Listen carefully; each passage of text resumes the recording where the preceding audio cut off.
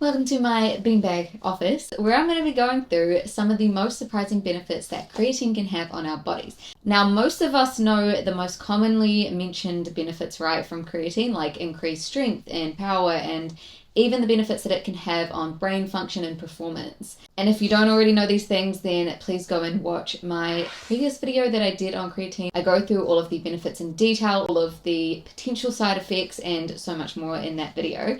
But today I'm going through additional benefits of creatine that are far less commonly mentioned, and I couldn't fit into my last video because it would have been way too long.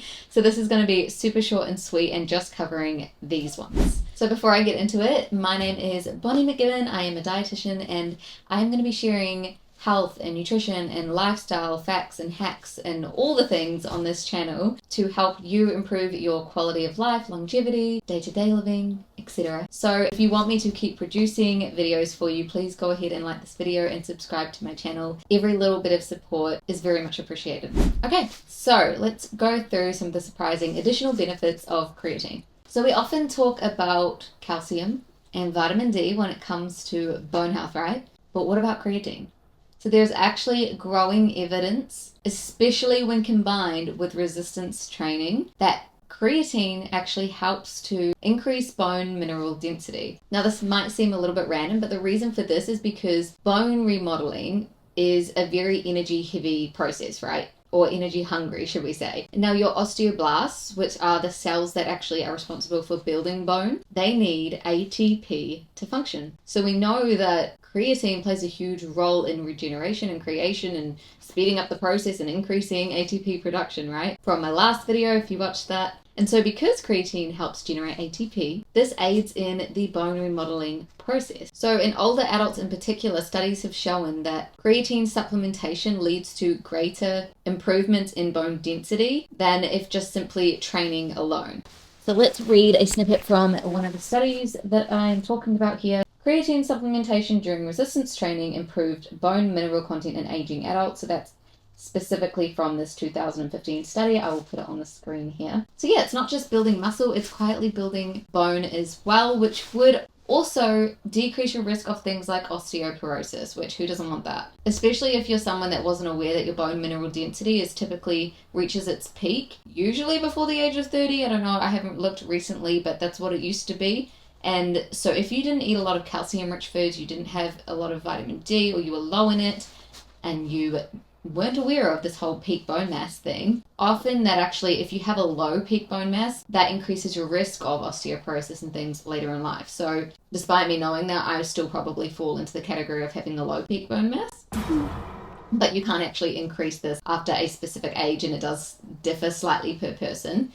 So the fact that creatine can actually help with bone density is bloody amazing in my books, and just another reason that I'm going to continue taking it. Okay, so next up, let's talk about blood sugar levels. So some studies actually suggest that creatine can increase glucose uptake into muscle cells, especially when paired with exercise. So it seems to work by increasing GLUT or GLUT4, however you want to say it, transporters in the body. And these are also the same ones that respond to insulin, suggesting that it can also potentially help with insulin sensitivity. So whilst it's too early to say, if it's going to significantly help diabetics, it's not a diabetic treatment at this stage, but it may support metabolic health, especially if you're active as well.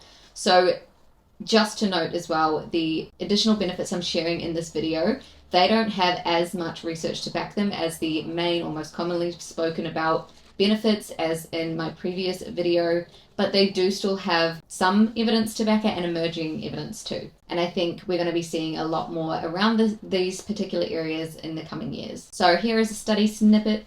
Creatine supplementation combined with exercise improved glucose tolerance and insulin sensitivity in this 2011 study. So it's not just gym fuel or bone mineral support, it may also be blood sugar insurance. So moving on to number 3, which is sarcopenia and healthy aging. And this one is actually huge and especially relevant if you care about aging well.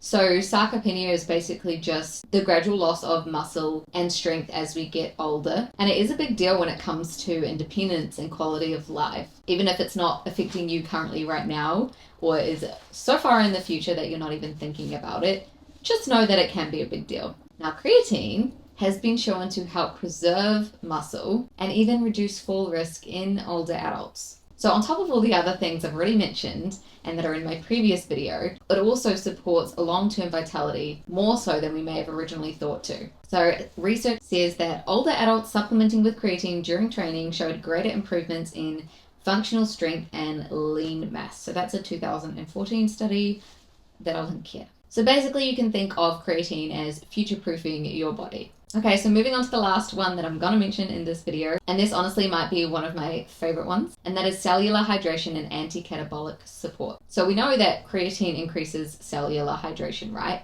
But it actually does more than just making your muscles look fuller and more plump. Hydrated cells are actually better at resisting stress, recovering faster, and triggering anabolic signals. So another way of kind of explaining that or saying it is when your muscle cells are well hydrated, they are in more of an anabolic, aka growth promoting state. And this means your body is more likely to build muscle rather than break it down, even when you're under stress or not eating in a big surplus. So as I mentioned, hydrated cells also recover faster, resist fatigue better, and signal to your body that it's safe to grow and repair and rebuild. So think of it like this: a hydrated muscle cell is like a plant that has been taken care of and watered and nurtured. So it's not just surviving, it's actually thriving. And I think some of the key info here and some of the most amazing research is the fact that creatine actually reduces muscle breakdown even in times of injury and stress and undereating and all these things. That is frequently seen, especially in older adults, but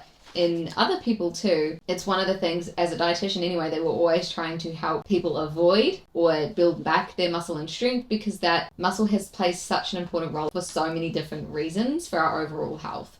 So the fact that it actually helps to reduce that is pretty amazing in my books. So if you thought that creatine was just about bigger biceps, then think again. It's so much more than that. It's bone health, it's glucose control, it's healthy aging, it's cellular protection, it's better brain function and performance and cognition and faster recovery. There are honestly so many different benefits of creatine. It's, to be honest, one of the best supplements that I've researched and come across to this day. And that's because it's just so multifunctional and there has been a lot of research done on it. So there's a lot to support all of these claims, which also blows my mind because until recently, like, it's gotten a lot of hype and more attention in the last couple of months. But before that, it wasn't that well known about. Like, it was, but it wasn't, and it was more so tailored towards gym goers. So I'm really surprised that I haven't talked about this sooner, especially for women and aging adults. But anyway, as I said, I wanted to keep this video nice, short and sweet. But if you do want the full breakdown of creatine, please head to my other video on creatine. I also briefly go through in that the importance of choosing the right supplement, because there are some that don't have what they say they have in it.